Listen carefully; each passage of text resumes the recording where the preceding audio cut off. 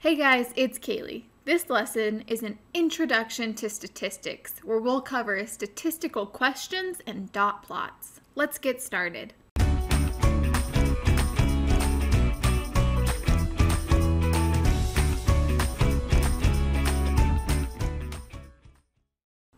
You've probably heard the word statistics or its abbreviation stats before.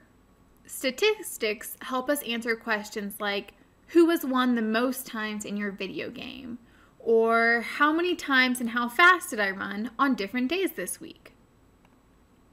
Statistics is the science of collecting, organizing, analyzing, and interpreting data. In statistics, data is very, very important. But how do we collect data? There are a few ways. We can run an experiment or have a survey. But in both of these ways of collecting data, there is one main thing in common. We have to ask a question. When we ask a question to collect data, it needs to be a statistical question. A statistical question is one where you expect to get a variety or a lot of different answers. Which of these do you think is a statistical question? How tall are basketball players? What time did you wake up this morning? How much money do people typically spend on cars? Do you play soccer? Right, it's these two here. But how do we know that those are the statistical questions? It's because when we ask them, they will provide us with a variety of different answers that we will use as data. Whereas these two here can only give us one answer. Be careful not to confuse statistical questions with survey questions. If we have a statistical question, how tall are basketball players? We will have to take a survey of many different basketball players and ask a survey question like, how tall are you? You can think of a statistical question as one where you would have to ask a lot of different people the same survey question to collect data.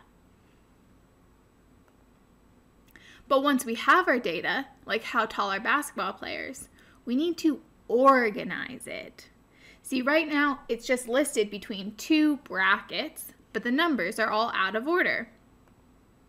The best way to organize your numerical data is from least to greatest. So we take our least point, 65, and put it in the beginning, and we take our highest value, 82, and put it at the end.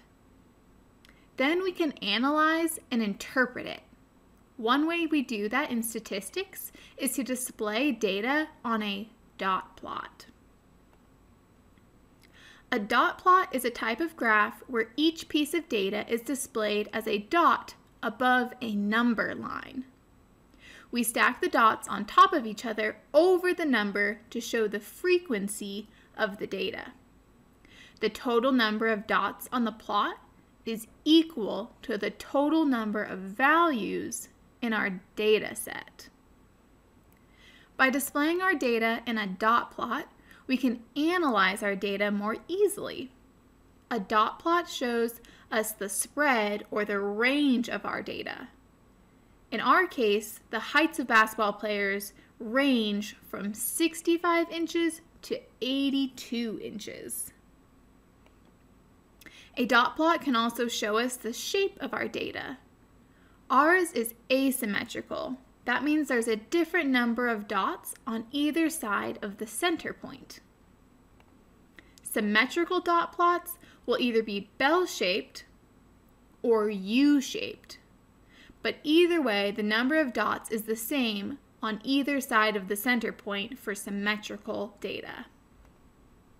In a dot plot, we can easily see if we have a peak in our data. A peak means a data point that occurs with the most frequency or the most often than other data values. Do you see a peak in our dot plot? Yeah. In our data, we see a peak over 81 inches. So we can say that a basketball player with a height of 81 inches occurs most often. A dot plot will also tell us if there is a cluster. A cluster is when there are a lot of data points within a small interval or a small range. Do you see a cluster in our dot plot? Yeah, that's right. We have a cluster in our data between 78 inches and 82 inches.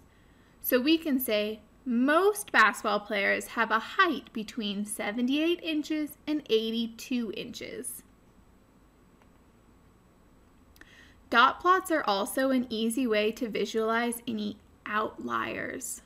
An outlier is when a data point is either much greater or much less than the rest of the data. Usually there's a big gap between the rest of the data and an outlier.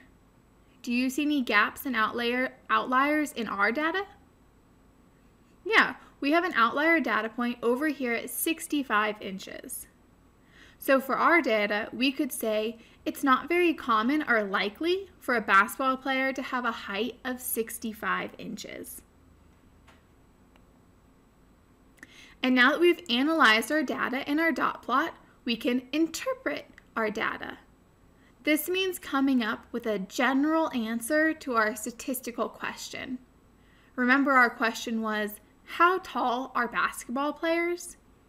And looking at our plot, we can say most basketball players are around 80 inches. Nice job learning about statistical questions and dot plots. Now practice what you've learned by doing the online games and activities. Have fun and remember to always be clever. Hey!